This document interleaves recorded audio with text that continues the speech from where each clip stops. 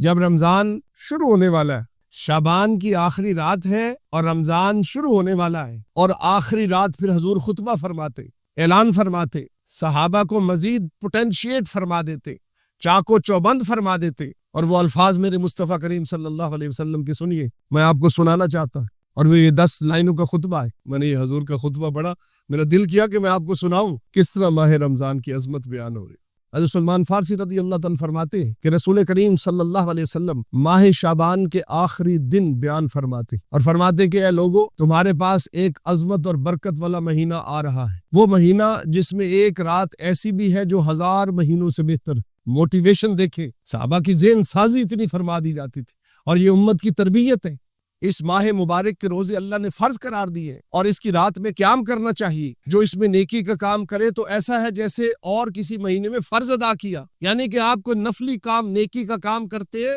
فرمایا اس مہینے میں وہ فرض کا درجہ رکھتا، اور اس ماہ کے اندر اگر آپ کوئی فرض ادا کرتے ہیں تو وہ ایسے ہے جیسے عام دنوں میں آپ نے 70 فرض ادا کیے۔ قربان جاؤں پیارے آقا پر۔ اور فرمایا یہ مہینہ صبر کا مہینہ ہے، اور جو صبر کرے گا اس کا ثواب جنت ہے، اور یہ مہینہ نیکیوں کا مہینہ ہے، اور اس مہینے میں مومن کا رزق بڑھا دیا جاتا ہے۔ جو اس میں روزہ دار کو افطار کرائے اس کے گناہوں کی مغفرت فرما دی جاتی ہے، اور اس کی گردن کو آگ سے آزاد کر دیا جاتا ہے۔ سوچئے، اللہ کے محبوب سید الانبیاء خاتم النبیین خطبہ فرما رہے ہیں اور صحابہ سن رہے ہیں، کیسی موٹیویشن ہوگی، کیسے لمحات ہوں گے، اور اس افطار کروانے والے کو ویسا ہی ثواب ملے گا جیسا روزہ رکھنے والے کو ثواب ملتا ہے، اس کے اجر میں کوئی کمی نہ ہو۔ تو صحابہ کرام نے عرض کیا، یا رسول اللہ صلی اللہ علیہ وسلم، ہم میں سے ہر شخص میں تو یہ گنجائش نہیں کہ ہم روزہ افطار کروائیں، فقر کا یہ عالم ہے، غربت کا یہ عالم ہے۔ تو رحمت کریم صلی اللہ علیہ وسلم نے ارشاد فرمایا، اللہ تعالیٰ یہ ثواب تو اس شخص کو بھی دے گا جو ایک گھونٹ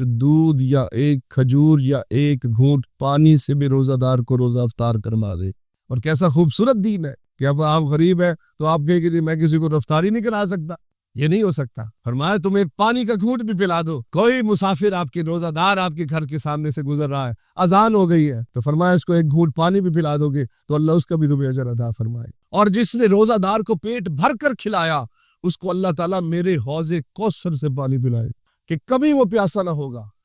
یہاں تک کہ جنت میں داخل کر دیا جائے گا۔ اور فرمایا میرے غلاموں، یہ وہ مہینہ ہے کہ اس کا پہلے 10 دن رحمت ہے، اور درمیانی 10 دن مغفرت ہے، اور آخری 10 دن جہنم سے آزادی ہے۔ فرمایا میرے غلاموں، اس ماہ کے اندر جو اپنے ملازم پر، اپنے مزاروں پر، اپنے غلاموں پر تخفیف کرے، یعنی کہ ان سے کام کم لے کہ وہ روزے رکھ سکے، تو اللہ اس بندے کو بھی بخش دے گا اور جہنم سے آزاد فرما دے۔ اور فرمایا میرے غلام، اس ماہ میں 4 باتوں کی کثرت کیا کرو، اس میں سے 2 ایسی باتیں ہیں جن کے ذریعے تم اپنے رب کو راضی کر لو گے، اور بقیہ 2 ایسی چیزیں ہیں جن سے تمہیں بے نیازی نہیں۔ بس وہ باتیں جن کے ذریعے تم اپنے رب کو راضی کرو گے وہ یہ ہے کہ لا الہ الا اللہ کی گواہی دینا، کلمہ طیبہ کا ورد کرتے رہو رمضان المبارک میں جب بھی موقع ملتا ہے، اور فرمایا استغفار کرتے رہنا، یہ وہ چیزیں ہیں جس سے تمہارا رب تم سے راضی ہو جائے گا۔ اور وہ 2 باتیں جن سے تمہیں بے نیازی نہیں ہے وہ یہ ہے کہ اللہ تعالیٰ سے جنت کو طلب کرنا اور جہنم کی پناہ طلب کرنا۔